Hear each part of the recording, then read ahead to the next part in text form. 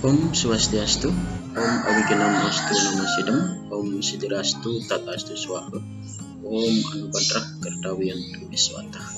Oke, kembali lagi di pertemuan pertama pelajaran pendidikan agama Hindu kelas 11. Adapun materi pertama pada pendidikan agama Hindu kelas 11 ini adalah yoga asanas dalam susastra Hindu. Jadi yang kita bahas itu adalah yoga asanas dalam susastra Hindu. Jadi susastra yang dimaksud di sini adalah kitab Yoga Sutra Patanjali. Oke, lanjut. Kita bahas pengertiannya dulu. Secara etimologi, yoga itu berasal dari akar kata yods yang artinya menghubungkan diri. Jadi yoga ini adalah salah satu usaha manusia untuk menghubungkan diri dengan ide sang yang dewasa, atau salah satu cara atau jalan untuk bersatu dengan Tuhan. Dalam hal ini adalah tujuan agama Hindu, yaitu moksha.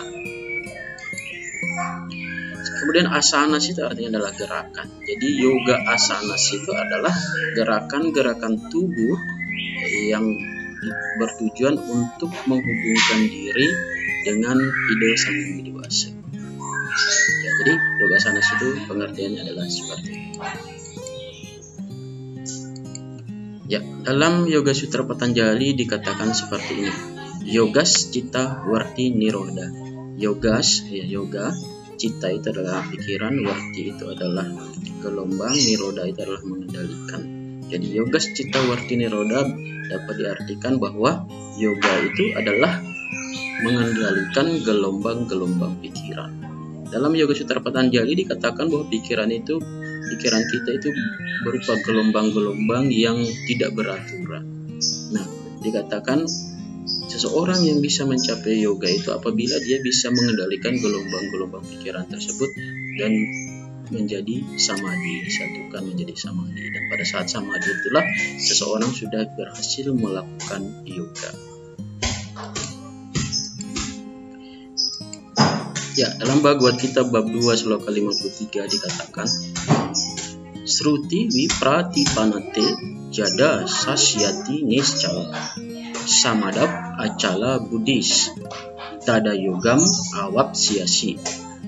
Ya, bila pikiranmu yang dibingungkan oleh apa yang didengar tak tergoyahkan lagi dan tetap dalam samadhi, kemudian engkau akan mencapai yoga. Jadi seseorang yang mencapai yoga itu apabila pikirannya tidak dibingungkan lagi dengan apa-apa yang didengar, ya, tidak tergoyahkan lagi dengan apa-apa yang didengar. Jadi samadhi itu adalah seperti itu. Jadi pikirannya itu sudah tidak dipengaruhi oleh indria-indrianya lagi, indria maupun wisaya daripada indrianya tersebut. Nah, pada saat itulah seseorang bisa mencapai yang namanya tahapan samadhi.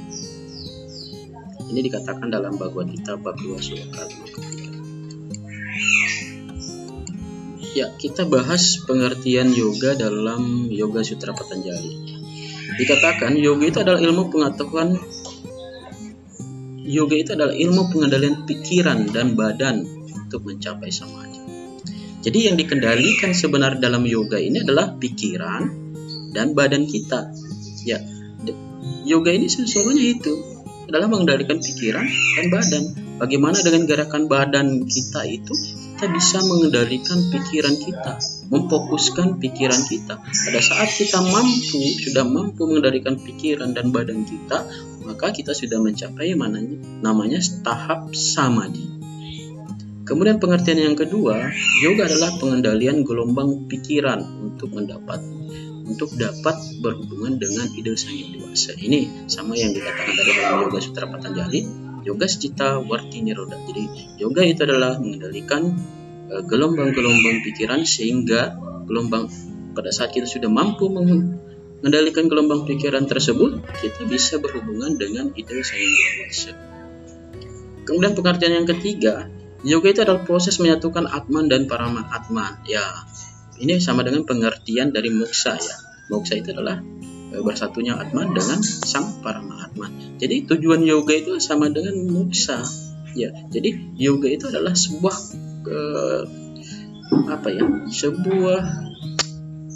cara untuk mencapai moksa tersebut. Selanjutnya kita bahas tentang sejarah yoga. Ya, yoga telah ada sebelum Weda diwahyukan. Jadi Weda itu atau yoga itu sudah ada sebelum Weda itu diwahyukan. Kenapa? Coba kita lihat sejarah turunnya Weda. Pada zaman Weda, Saptarsi itu melakukan samadhi, dan samadhi itu adalah tahapan terakhir dari Weda yoga. Pada saat Saptarsi melakukan samadhi, pada saat itulah beliau mendapatkan wahyu Weda. Jadi kesimpulannya adalah yoga itu telah ada sebelum Weda itu diturunkan. Bukan belum ada ya, diturunkan. Weda itu ada sepanjang masa.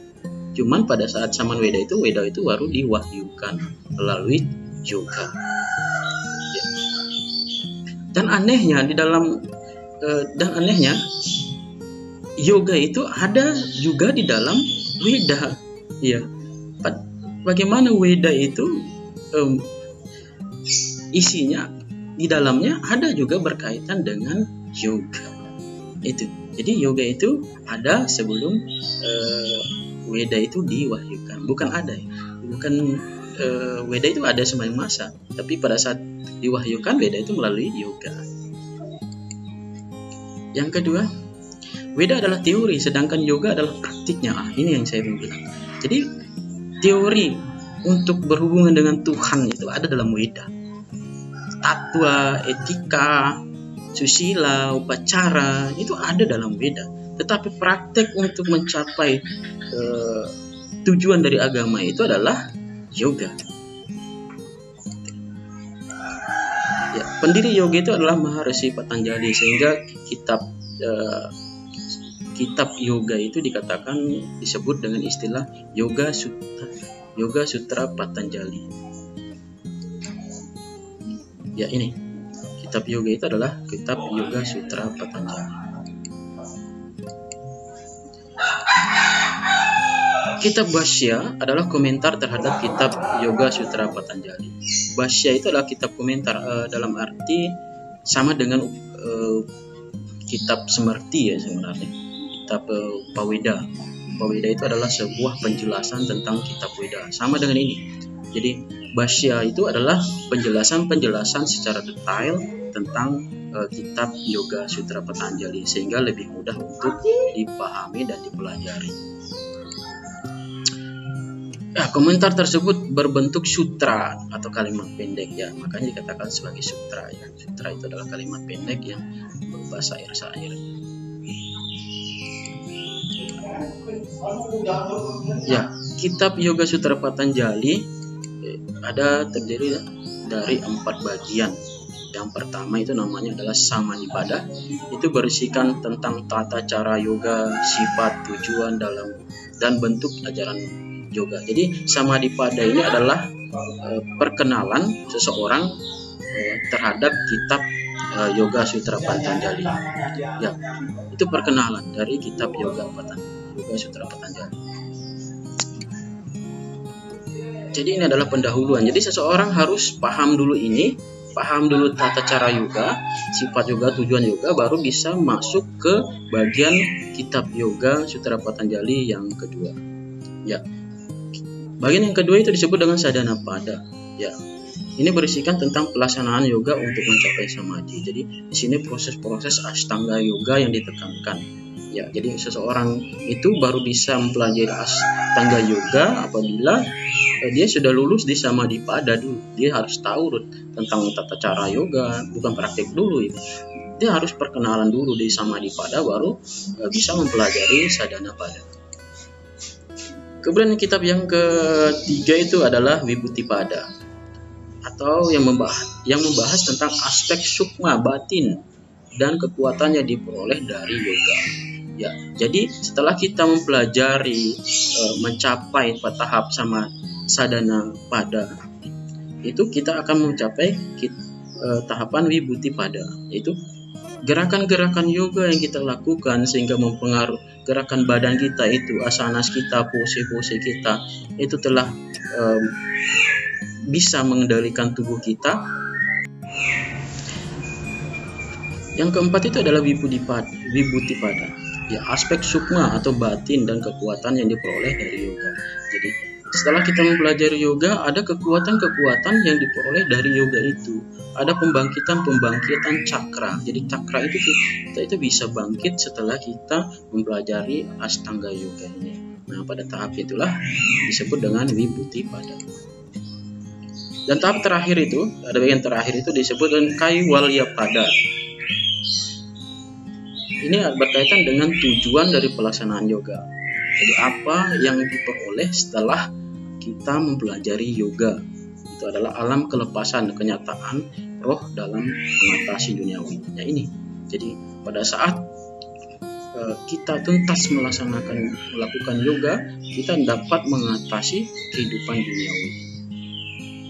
Itu bagian-bagian kitab Yoga Sutra Patanjali. Selanjutnya kita bahas adalah jenis-jenis yoga. Yang pertama itu adalah ada yang disebut dengan Hatha Yoga. Ya, Hatha Yoga ini membahas tentang asanas. Asanas itu adalah pose, gerakan tubuh. Pranayama itu adalah pernapasan, pelatihan pernapasan, dan meditasi. Meditasi itu adalah mengheningkan pikiran, menyatukan pikiran, atau memusatkan pikiran. Itu dibahas dalam Hatha Yoga.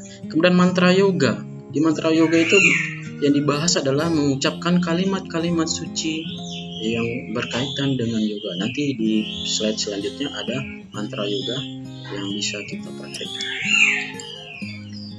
Kemudian yang ketiga adalah Laya Yoga, Kundalini. Ya, ini membangkitkan cakra yang dilalui Kundalini. Ya, ini saya bilang tadi pada bagian Vibhuti-pada itu membahas tentang kekuatan yang diperoleh setelah mempelajari yoga ini. Karena Laya Yoga ini membangkitkan cakra indera-indria kita yang tersembunyi, maka memperoleh kekuatan-kekuatan yang di luar batas kemanusiaan. Kemudian yang keempat itu adalah Bhakti Yoga. Ya, yoga yang mempraktikkan ajaran welas kasih. Ya. Jadi yoga itu bukan hanya gerakan-gerakan asanas tadi yang seperti Hatha Yoga mengatur pernapasan, tetapi ada juga cara yoga itu adalah dengan mempraktikkan ajaran welas kasih, cinta kasih. Jangan salah ya. Jadi yoga itu mengajarkan juga ajaran welas kasih, cinta kasih kepada semua makhluk ciptaan Tuhan. Selanjutnya ada yang disebut dengan Raja Yoga. Ya. Raja Yoga ini menitik beratkan pada meditasi. Jadi Ashtanga Yoga yang terakhir itu adalah meditasi samadhi. Jnana Yoga. Jnana Yoga ini berkaitan dengan kebijaksanaan dengan ilmu pengetahuan. Itu yang dibahas. Bagaimana dengan pengetahuan itu kita membuat kita lebih bijaksana, bukan sebaliknya. Kita semakin berilmu semakin tidak bijaksana. Dalam yoga dinyatakan bahwa semakin kita berilmu kita semakin bijaksana. Karma Yoga. Ini yoga dengan berbuat demi kewajiban tanpa mengharapkan hasil. Ya, karmani eva dikaraste mapale suka dasar ma karma pala itu pun mate sangustoa karmani. Begitu dikatakan dalam Bhagavad Gita.